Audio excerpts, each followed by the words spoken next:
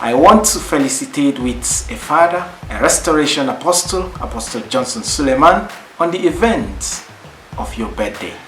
Sir, you have drawn many to Christ through the teachings of the gospel and the unveiling of the secret things of the kingdom.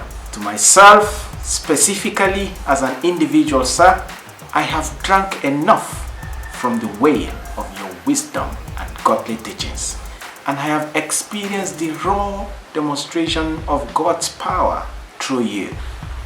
And on this day, I join millions upon millions of loved ones around the world to celebrate the special grace of God upon your life and ministry.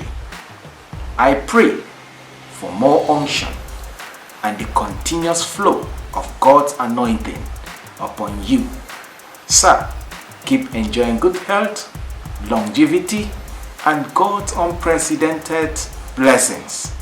Congratulations and happy birthday, Papa.